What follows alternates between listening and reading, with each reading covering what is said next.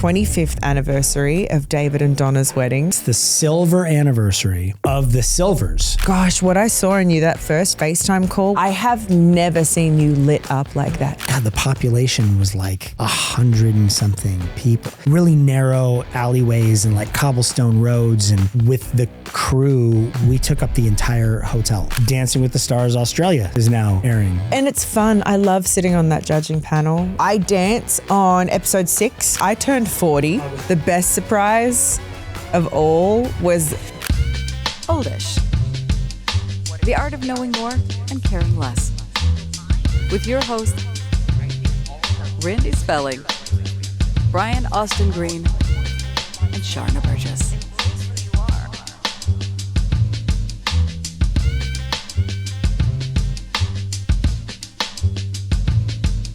Hi, baby. Hey, what's up? Hi, everybody. Long time no see. Yeah, I know.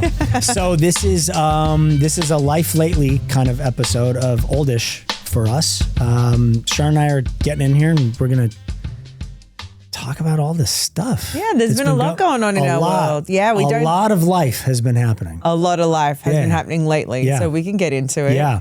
I guess we can start with, I turned 40. I was just gonna say, we can start with your birthday. You turned 40, Zane turned 3. He did. We have a 3-year-old. That's wild. I love the fact that your birthday and Zane's are a week apart. I know. Literally 7 days. It was really cool. So we had a party and we celebrated both birthdays at one party. And it was really cool, like having sort of the generational thing of you've got the bar for the adults that are there, you know, because you turned 40. Thank you, Casamigos. And then, thank you, Casamigos. And then we had the bounce houses and the games and the bubble blower and the DJ and the stuff like that. And it was great for the kids. It was amazing. Super fun. You through this, it wasn't a surprise as in I didn't know it was happening, but it was a surprise as I didn't know what was happening. I just knew there was a party and that it was going to be both Zany's and mine. And I haven't shared this with you, but like transparently in the very, very beginning. Yeah. And I was like, oh, wait, so I've got to share my 40th birthday with one of my kiddos where it's like everything I do is for my kids. And I had this little selfish moment of like, but I think can I just be celebrating like just me on my own? Right. And wait, so there's going to be kids. Can I get drunk? Like, you know what I mean? Right. How am I going to answer? Yes. Answer yes. Confirmed. You can. But then as I sat with it, I was like, no, wait, it's so beautiful because I'm so in love with the fact that we are close together and that so many of our friends would come to both parties anyway, and that we got to have a beautiful day. And family is my vibe. When is it my vibe to go out and get drunk? Never. Literally never happens. This party was absolutely your vibe. My vibe. Our vibe of life now. You know me. It's like when we have parties at our house, everybody comes over. The kids are outside swimming and jumping on the trampoline. Adults are inside in the kitchen and we're making cocktails and we're laughing and we're having fun and then like barbecuing and we sort of mix both of them. But the kids love it because it's a get together for them. We give them their own space. Like we allow them to be play and do their thing. As responsible as we could possibly expect from kiddos. Yeah. But it was awesome. Carnival themed. The food was phenomenal. The location I was in there, I won't say where it is, but it was like I looked at you and I was like, this is where we get married. It was so beautiful and so cool. And I loved every second of it. And I had a lot of cocktails. Oh yeah. And it was from between 12 to 4:30. It was a long day. And then we went back to the house and like four parents came with their kids. And so the kids went swimming outside and then we continued drinking inside. And it was such a good time. But I have to say, even though party, phenomenal gift and you nailed it, baby. 10 out of 10, no notes. The best surprise of all was 2 days before 2 days before I'm in the kitchen cooking salmon and suddenly I turn around and my best friend, my soul brother, Mr. Patrick Helm, who I lovingly have called Patch since we pretty much met, was standing in my kitchen and I hadn't seen him in 2 years. He lives in London. He lives in London, you guys. I hadn't seen him in 2 years. we used to live together. Quick backstory on Patch. We used to live together when I was living in London. When I was 18, 19, we were competing in dance with each other. We traveled the world touring with Burn the Floor. We did Broadway together. We have stayed Does he still best dance? friends. I was going to ask you. He dances, he choreographs, he does like dance fitness a lot now. He helps on Strictly Come Dancing a lot. So that's still what he does. That's still the business that he's in. Yeah, and his passion. He's very good at it too. Okay. And we have been, again, soul brother. And I love him deeply. I was the best woman at his wedding, helped him write his vows, like that kind of connection. When we eventually get married, he will be my best man in my wedding party. Like I can't wait for those days. But for you to know that above all things, that is just the coolest gift you could ever give me. It was just so special. It was cool. It was exciting talking to him.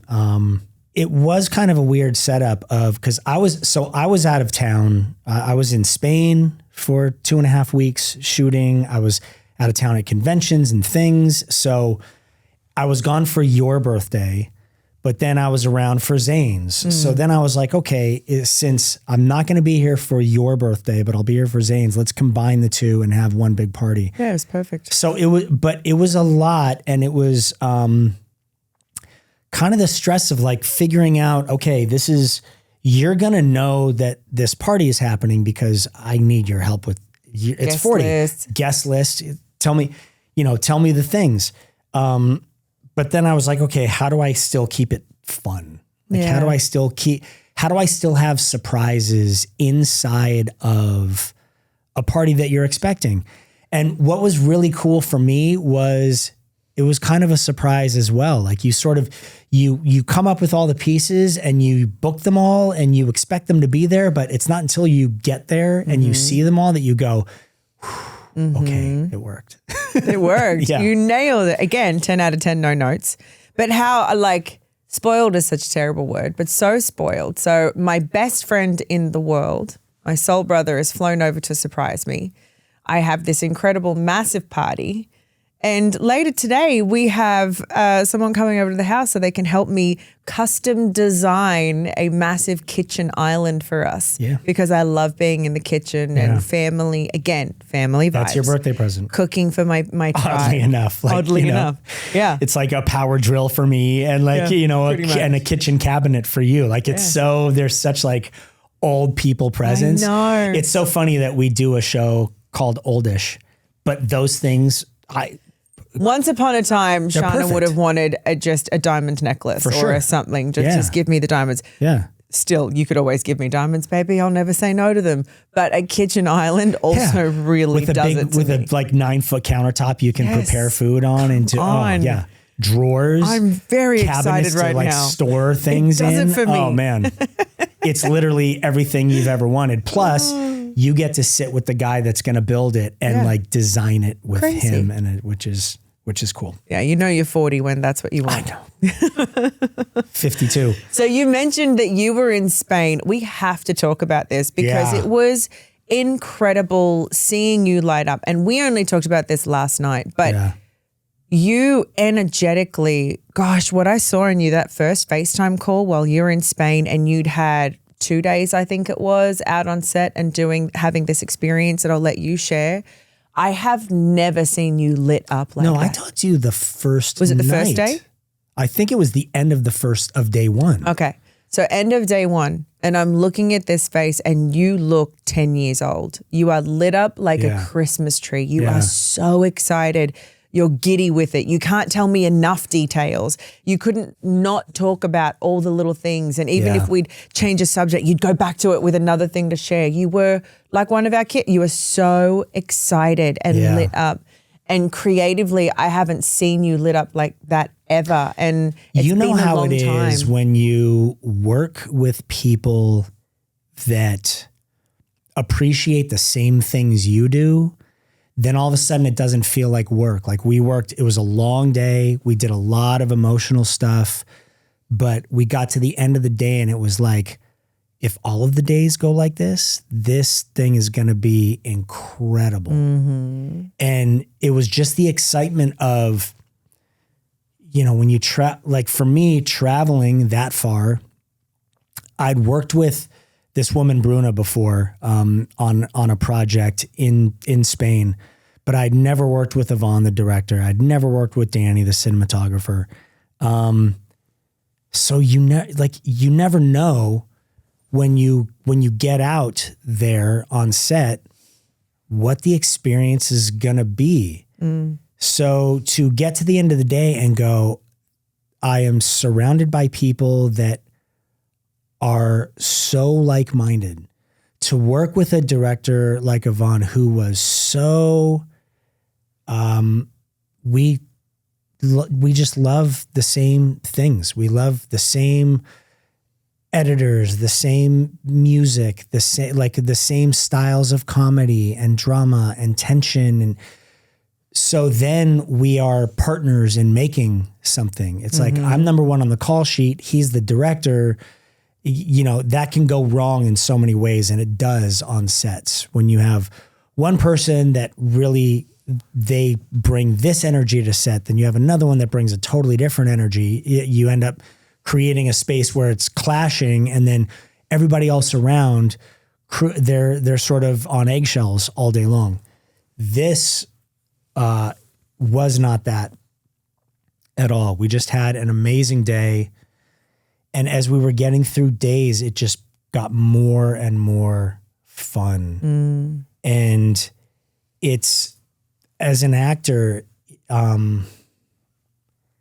that's not, it's such a small, making a film is such a small, shooting a film, I should say, is such a small piece of the making of it. There's all this pre-production that goes in where you're finding locations and you're figuring out color palettes and what cameras you want to use and what lens packages and who your actors are. And you're doing all of the like tweaking of the script and all of the things. Then you get out on set and you have however many days your budget can afford. You shoot something and you light it the best way you can. You shoot it the best way you can. You have makeup and hair and all the actors do the best work they can.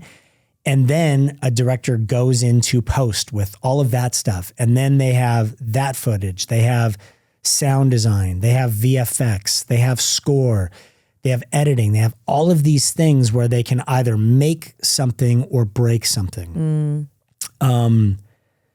So to have this small piece work as well as it did, and know, because Yvonne, the director, is an editor as well. So we would talk about all day what his ideas were. And then I would share my ideas and then they would excite him. And then he was like, oh my God, this is a new theme and a thing I want to do with this. And we just worked really well together. So it was incredibly exciting because I felt like a kid again. I felt like I wasn't just in this uphill battle trying to finish this shoot by the last day and then pray to God that it becomes something cool. Yeah. Everybody that I know that's involved in this project are really, really talented people.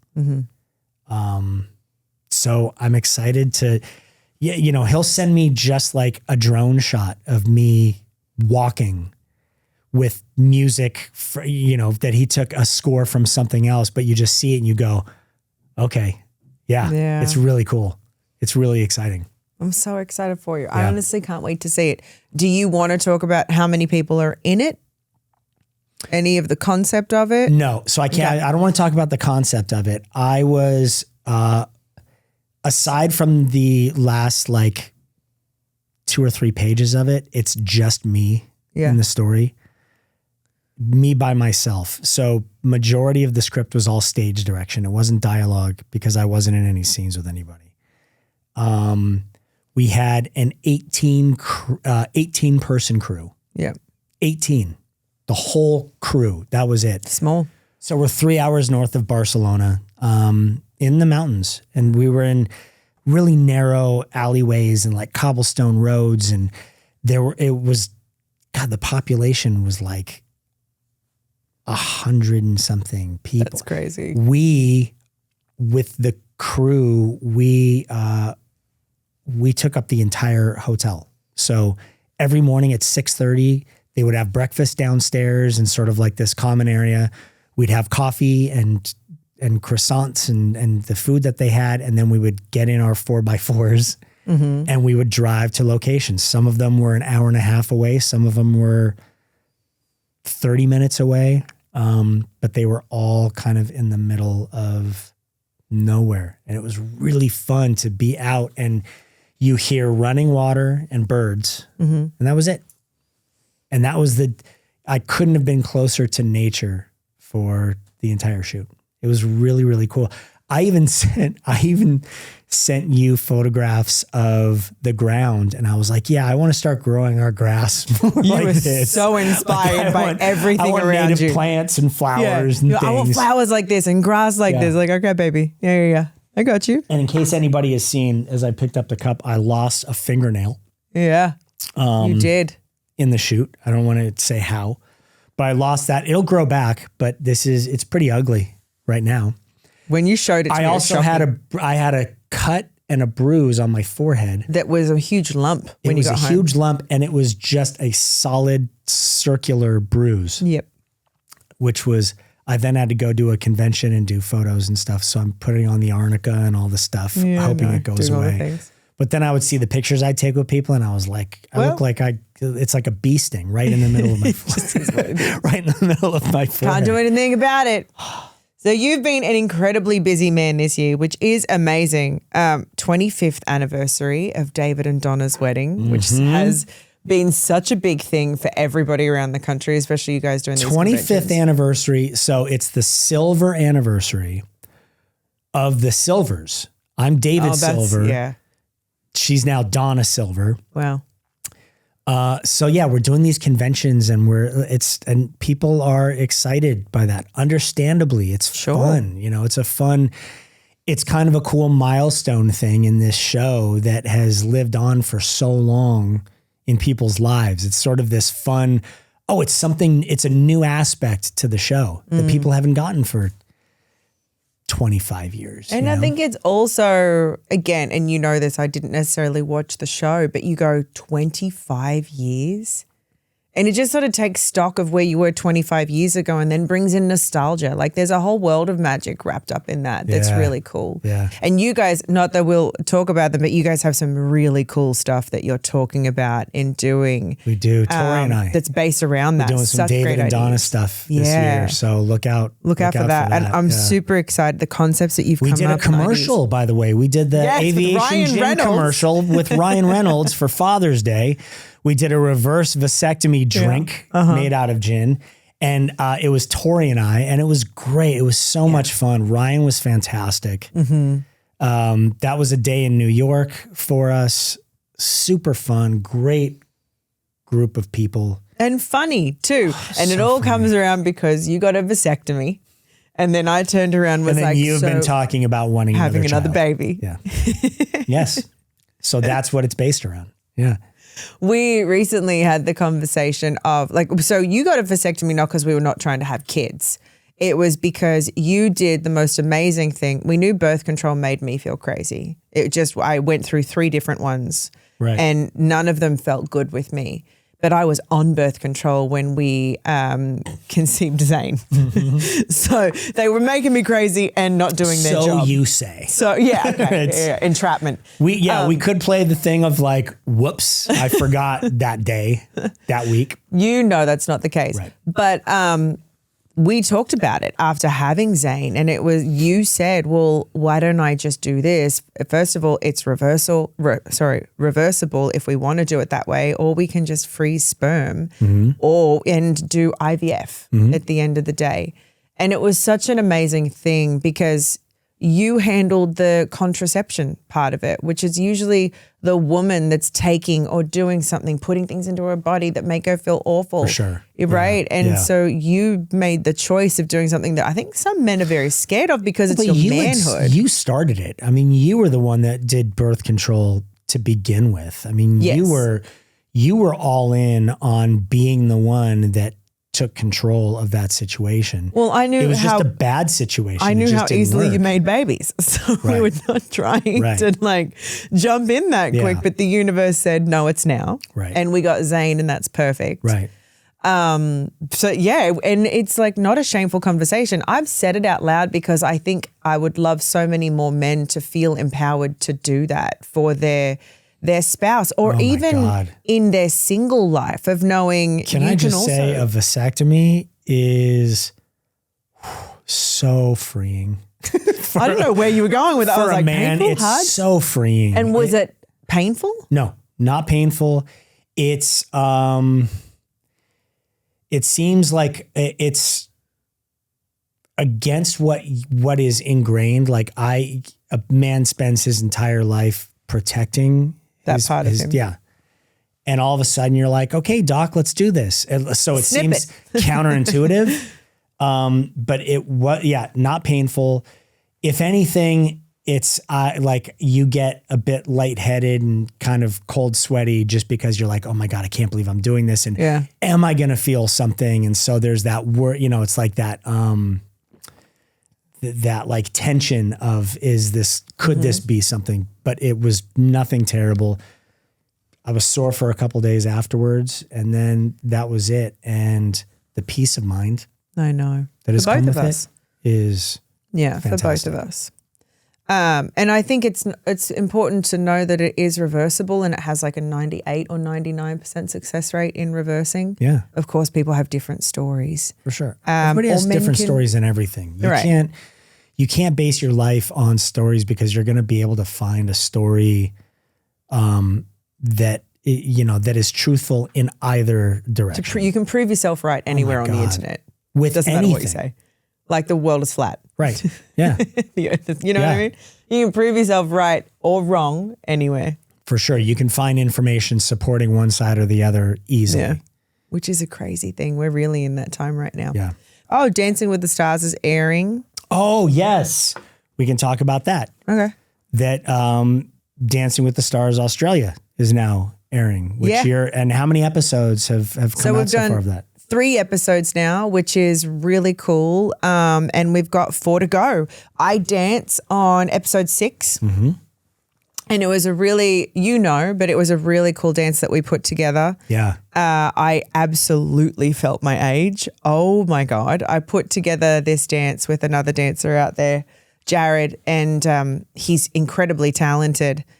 But I just underestimated how athletic it was and how long it's been since. This is like a tour dance, not a Dancing with the Stars show dance, but more like we're on tour and we're going balls to the wall. Now, dance. in all fairness, you guys did that routine how many times with rehearsal and then the day of taping? And so we ran it in way too many times. And I was gassed you by the didn't time have we filmed the stamina that you did when you were younger.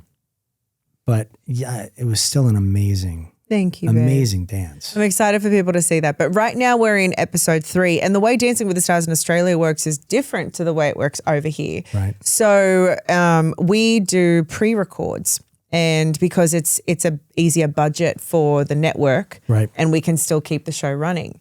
And so these dancers are absolute beasts, I have to say. I was going to say that's way harder for the celebrities. So much harder. For the pros as well. These pros basically get all their dancers and their layout for the most part, or at least for the first half, before they even meet their celebrity. And then they have X amount of weeks. I don't want to speak out of turn, but let's say it's around 6, give or take, before their first episode. And that's when they're trying to get all of their dances done. So they're choreographing the entire season worth of shows, dance styles and everything. Before their first performance. Right. And what's so hard for that is you'll even remember from your experience on Dancing with the Stars, before you get that first performance in, you're just in a room. Oh, Jesus. You're just learning steps. You're like, is this real? What is it going to go? What's it going to feel like? You have no context. And so it is probably Groundhog Day for these guys. I reckon it's so hard to keep it going and keep excited. And then they have their first performance. But after we've started performances, so we split into 2 casts, cast A and cast B. And this is how Masked Singer works, I think. We have the audience in-house that votes. So we have cast A perform, and then 3 days later, cast B performs. Sorry. A, then B back to back. We go A performs, next day B performs. Then 2 to 3 days later, we go A performs, B performs. So they get 2 to 3 days, sometimes 4 in between performances. But what's so hard about that is they've done their first performance now. They've probably grown so much since they put these routines together. Now they've only got 2 to 3 days to go in, maybe make it harder, maybe work on it, work on what the judges have said to them, all these different things before they come back and do their next performance. And then after a few weeks, I think it's about after 4 or 5 this season, we then bring the whole cast together after we've done a few eliminations. Once you've narrowed it down and you've got... And so it's really, really tough on them. And I have so much admiration for the pros on that show because I've never worked under that format as a pro. And I was so in love with the experience of designing and curating a journey and allowing... And having a week to do it for each style. For sure. So you could create in the moment based off of what just happened and address the judges' comments. You could be editing music. You could be like all really creating. And so they're such beasts over there. And they are here too, obviously, in America. They're phenomenal talents. Yeah. But I have so much respect for what they do. It's really incredible. And it's fun. I love sitting on that judging panel. You're really good at it. Thank you, baby. Yeah. I know you're always going to say that, but I can, because you love are really me. Good at it though. But I can feel like I can even say it about myself. You have, and I've said this to you before, you have the ability, and I think it's because you were a pro here, that you don't necessarily judge the same way. You critique and you talk about things that weren't, that could be improved on, but you give constructive criticism and you seem to really connect with people and give them really useful things, really useful ways of looking at what they're doing that may not be working, that they're struggling with a little bit. And I can only assume that because they have then 2 or 3 days before their next performance, that it gives them something that they can really go in with and work on. Yeah. Oh, Sharna gave me this really simple note in the way of holding myself, but God, it made the biggest difference. Yeah. Now let's dance that dance that we have in 3 days, but with this new stuff in mind. And I can't imagine how helpful that is, because there's nothing quite like constructive criticism. Totally. It's one thing, and it's in anything you do. It's one thing to sit with an artist that you really love, who is like, oh, I just do this, and and your picture is okay, but I shade like this, and another person sit there and go, okay, so this is how I shade, and this is why, and this might make it easier for you. I noticed that it's teaching someone how to fish instead of just fishing for them. And criticism when you're a judge, can be brutal. It can be really, really hard when you're not a dancer and all of a sudden you have somebody that's picking you apart for how you're holding your fingers, how your shoulders are, whether you're on the heel or the toe of your foot, it can be really overwhelming as somebody that is not a dancer. It's like, oh my God, I just heard 50 things that I didn't do well. So it's really nice to hear, okay, those 50 things are there, but here's 5 things you can do that could fix those 50 things. Totally. It's not that hard. Well, that's what I try and do, right? It's exactly as you just said. It sucks when you feel like you're just being told what's wrong.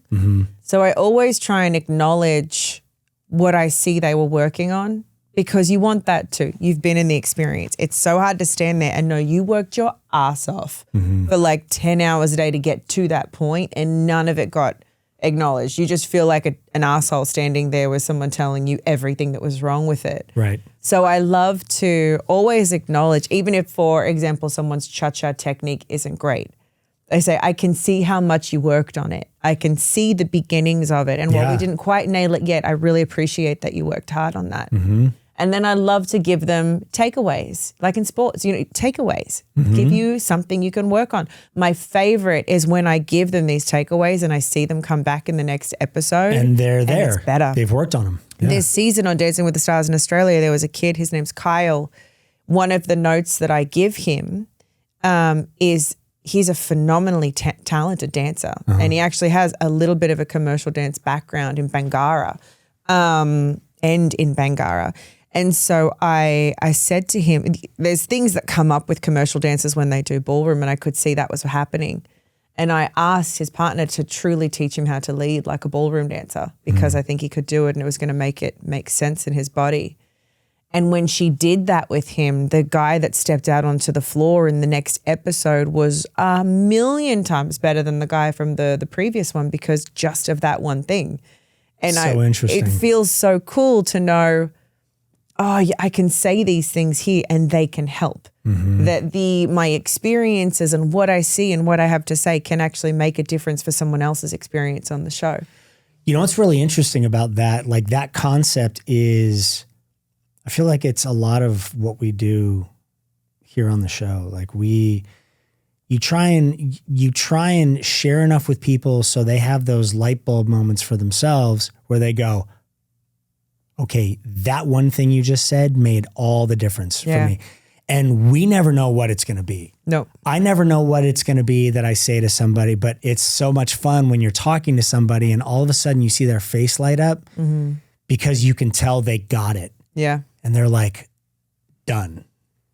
It's an amazing feeling. Yeah, so to really see cool. you talking to people and see that happening pretty consistently. I mean, I got to say, like in watching, it's damn near every single time you're talking to someone because you give really good advice. Like you're not just judging them and telling them what they're doing wrong and giving them a score based on that. Like you are really building excitement within them for wanting to come back, like wanting to go work on it. Yeah. Oh my God, that's so great. I want to go try it. And then they come back and they succeed with it. And then it's like, okay, give me more. Yeah. You know, give me as much as I can handle. It's really, you're really good at it.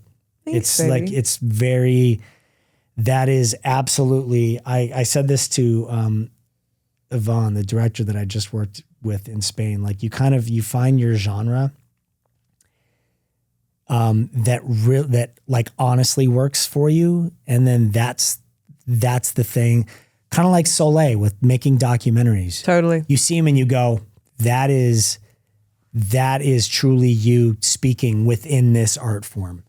Now, I think you have tons of things outside of dance, and that's what you're exploring now. But within dance, that is, aside from you being a phenomenal teacher and a phenomenal dancer, you have an incredible way of helping people understand it and get better at it in a kind, loving way. Like you're not a mean judge. No, I'm just not a mean person.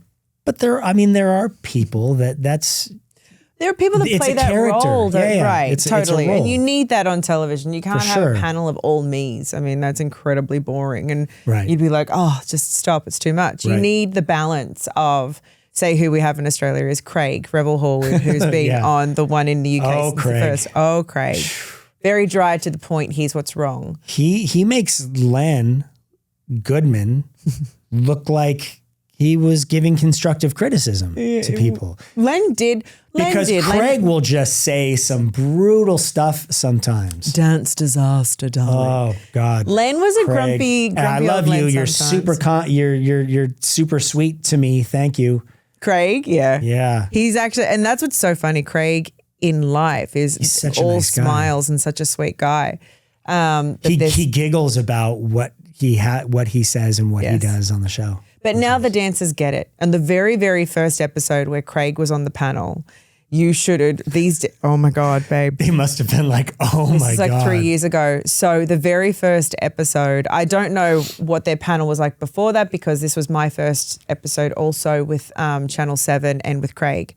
He was handing out twos and he was himself as like very dry, dance disaster, whatever, like very, very short to the point. Everything that's Oh my wrong. God. These guys were ready to quit.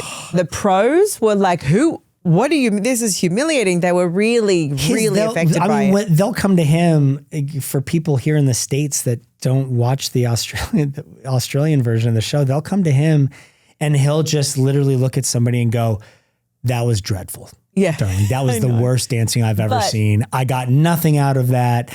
That was, you looked like a Muppet moving across the floor, but I drunk girl at a party. Right. But I really like, you seem inspired and you were trying really hard. So good for you. And you're kind of like, wait, what do you mean? So it doesn't make any sense. And the dancers get it now too, by the way, because I will say in his defense, the critiques that he gives are on the money. Mm-hmm. The things that are wrong are... He's just not careful on the words that he picks. They're the words that he picks. He just says them like bullet points and like says them. But the things that he says aren't wrong. No. Granted, saying a drunk girl at a party might not be a fact that we should... But he also now has softened. We're in this age where people are offended and taking things a lot more personally. People can be cancelled and whatnot. And he has softened. So you'll notice that he'll say now in the beginning, whatever is really negative. But I saw you living your best life, darling. And I really loved your energy. Like he'll pump it up with something nice at the end. Because television's changed. Yeah. You can't be like that anymore. Yeah. I get it. I understand that. It's kind of a shame though, in the sense of like, okay, this aspect is because when it's not being done to you, it's entertaining to watch. Like it's always fun to see somebody rip into somebody else about, when you're on comedy, the outside of it. Yeah. Comedians on stage. It's comedy. The same thing. Right. But we're a bit more sensitive about it now. Right. Speaking of comedy, you just did someone else's podcast. Oh, I did. I did Bert's. Yeah. Bert Kreischer. Who you're a big fan of. He's super funny. What a nice guy he is. So we met him and his wife when we were at Balthazar Getty's 50th birthday party. And they were fangirling over you, and you were like, I'm fangirling over you. It was one of those moments. So Bert told me a really funny story. When he was younger, one of the only books that he ever read was Lord of the Flies, which then Balthazar was like the star of that movie. Oh, got it. So that's why he was such a big fan of Balthazar when he was younger. And then he met Balthazar somewhere and they got along really well. That's why he ended up at the party. But he was a fan of 90210. He had friends who were like, hey, so listen, don't tell anybody, but I really like this show. So I think this should kind of be like our show that we watch, but we just won't tell. Yeah, kids. But we just won't tell anyone. Like we won't share that because we want to be too cool about it. And then his wife was a fan as well. It was super fun. They had 2 couches. So it started as just Bert and I, and then his wife came in, and then one of the other women that work in the office with him, she's a big fan of the show also. So she came in. It was tons of fun. Like it's always interesting to sit with someone that you represent a part of their childhood, because I have the same thing. Like I have people that represent such a big part of my childhood. It happens to be like Tony Hawk and skaters and stuff when I was younger. But it's so interesting to be on the flip side of that, to be like, oh my God, oh shit, you were like, you really watched and loved it. And it's still, for me, it's mind blowing sometimes when I meet people and they say that, because it's like, I get out of here. It's this weird, we have this weird thing in our business where people assume that all celebrities know each other. And we're all just kind of like friends, and like neither one of us really cares about the work, the stuff that we're doing. We're all just sort of in the same business and we're doing it. But we're all fans of this business. It's what got us into it in the first place. Like most people wanted to be in movies or TV shows because they grew up loving movies and TV shows. Or whether it was the way the acting that was in them, the way they were shot, the way they were scored. So we're all constantly meeting other people within the business that we're fans of. Yeah. So it's weird. From the outside, you would assume that everybody within the business is like, we're just sort of part of this group and we're all friends, but it's very much like any other business. Is there anyone you'd geek out over if you met? Like, who would you actually fangirl over if you met them? I know pretty much everybody. You've met everyone at this point. Anthony Hopkins. Uh-huh. Barack Obama. Sure. Michelle Obama. Definitely. Dave Chappelle? Dave Chappelle. Yeah.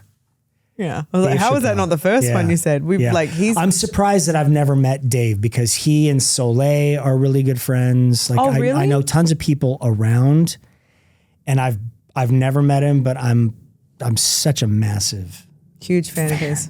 Mm-hmm. Massive fan. And then because I became a fan of Nate Bargatze because I was such a massive fan of Dave. And you were like, baby, can you stop watching Dave literally every single night? I can recite every single special of his. Every special. And I was like, oh, no. He talked about that in Sticks and Stones. And like, I knew that, all of them. So then in searching, I found Nate, and Nate's hysterical as well. Unbelievable. And God, his career's so like blown up in the last couple of years. Yeah. It's amazing. But he's been around forever.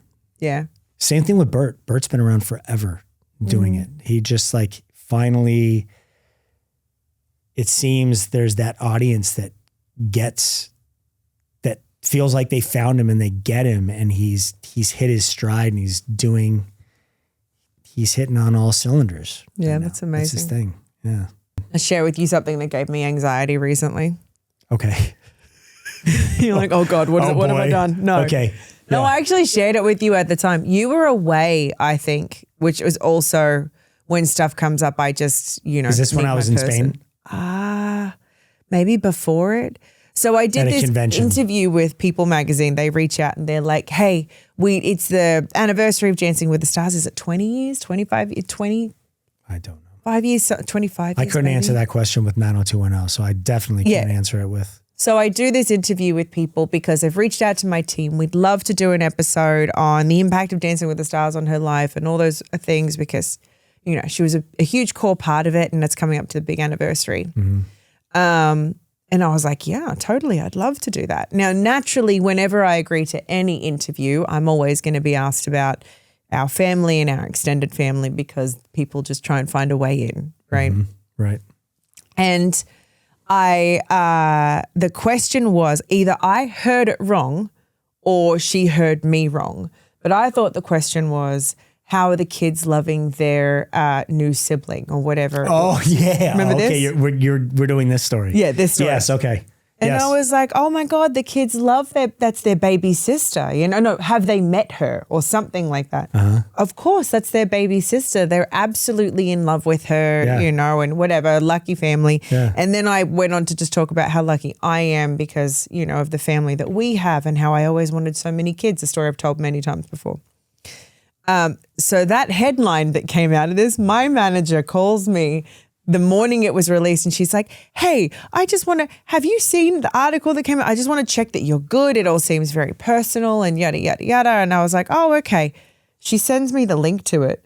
And the headline is something along the lines of Sharna says son, Zane, is absolutely in love with baby sister Coulson and Megan's baby. And I was like, what? In what world? And it gave me, I laugh about it now. I remember huge anxiety. Huge anxiety because that makes me like, should I clarify? Should I post something? Well, I messaged them straight away, even on Instagram and through my team, and was like, this is completely false. You know what I mean? You need to take this down. Yeah. And I think they corrected it on the website, but I know they took it down from Instagram straight away.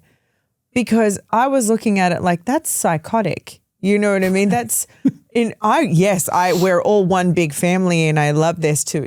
This is as much as and it takes work. Yeah.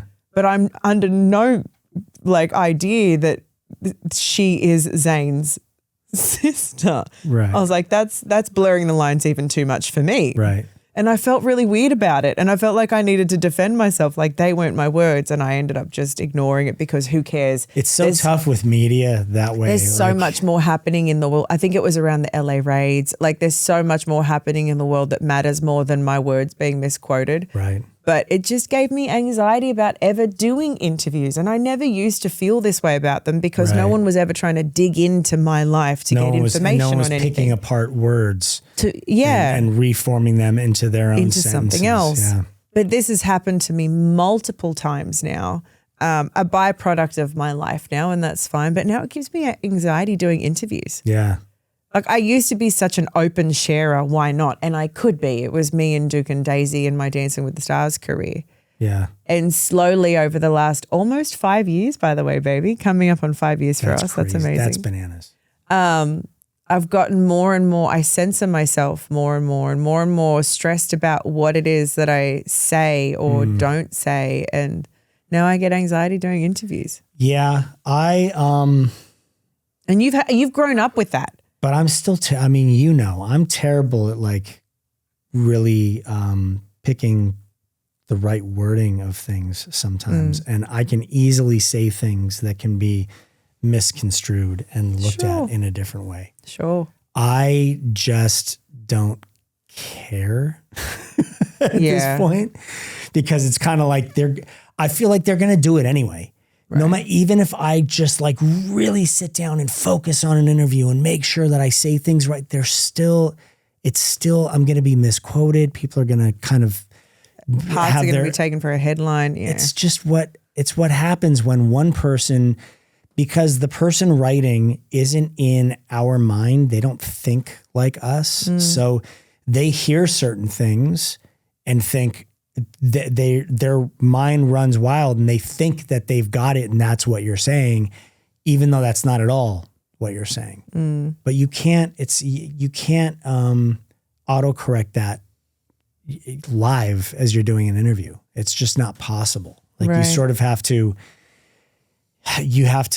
pick your words and how you feel and what it is you're going to say. And then you just stick to it and you go, if somebody is going to take it out of context and write something else out of it, then what am I going to do about it? You know, another interview I did recently that was really awkward. What? You're like, oh my God, tell me. It was for Australian press because obviously the season is airing. And I didn't know when I agreed to this interview what the context of the article was about. It was something about what I know of men or something like that. And I was like, that's interesting. But okay. Sure. Dating history, found my, like, we can talk about it. Yeah. I didn't realize it's honoring the men that, helped shape who I am, that had great influence on me. Okay. In my life. Yeah. And so, of course, they open up with, tell me about your dad. And I was like, I'm sorry. And I was like, I'm so sorry. What's the context of this? I don't think I was informed properly. When she's like, oh, we're, honoring all the men that have been a part of your life. And you just say something good about them. And whatever the questions were that were very direct about how he inspired me, influenced, loved me, shaped me, all these things. And I was like, I'm so sorry. This is going to be really uncomfortable, but there's not really much that I can say there. I had a really complicated relationship with my dad. Is there anyone else we can talk about? Right. And she was like, oh, right. That's is there fine. A therapist I can And mention? she was like, is there anything that he did? And she kept digging and digging. And I was like, well, I can honestly say that I got into dance because of him. So we can, let's do that. Did you get into dance or did you stay in dance because of him? I would say, well, actually, to be fair, it was my dad's mum that got me into dance because she took me to my first ballroom competition. And so I just know he was really proud of you. And so he would show up at all the dance stuff. Yes. And so he was that my meant biggest something supporter. to you then because that was sort of a cool connection that you guys was our had thing. during that time. Yes. Yeah. And longer story about all the rest of it after that. But yes. And so I credited him for being my number one fan with dancing. And, he'd follow me to England and America and did all the things when he could and when he was well enough. So we found something. But in the very beginning, I was like, I'm so sorry. There's just I don't have those stories about him. And I didn't want to go into detail with her on why. We don't need to dive into it's not for her to know. But yeah, it was really uncomfortable. But then we did get to talk. She was like, okay, what about a coach? And what about this? And what about that? And then you can find some other inspirational. Yeah. And then I also brought up Jason, my brother, because we've deeply reconnected and I have incredible memories of him from when I was a kid. Yeah. And so I shared some stories about him as well. And we got there in the end, but it was the most uncomfortable thing because I was like, well, first of all, it's women that have influenced my life. Right. My mom, other coaches, mentors, people I was inspired by, it was all women in my life. I was just not aware of what this article was that was being written. I was like, the men that have shaped me? How about none of them? Anyway, moving on. To be fair, my dad's presence did shape me. It did. I can't. Right, in certain ways. Yeah, into therapy. Right. It shaped me right into a therapist's office. On that That's note. it, yeah. I thank you all for joining us for another episode of Oldish. And I think we're going to, we'll bring them another one this week, right? We'll do another one this week. We've got an idea for a cute rapid fire fun. We do. Don't give that away because that's an interesting one. All right, I like tune in that. for it. Yeah, I think that'll be fun. Thanks for watching, everybody. Bye. I just wanted to take a moment to let you know that you don't have to navigate life alone. If there's something hard that you're dealing with or you're just ready for a change, then reach out to me at randyspelling.com, or you could DM me on Instagram, also at randyspelling. And if I can help you, I will. If there's a resource that I can share with you, I will also do that as well. Thanks.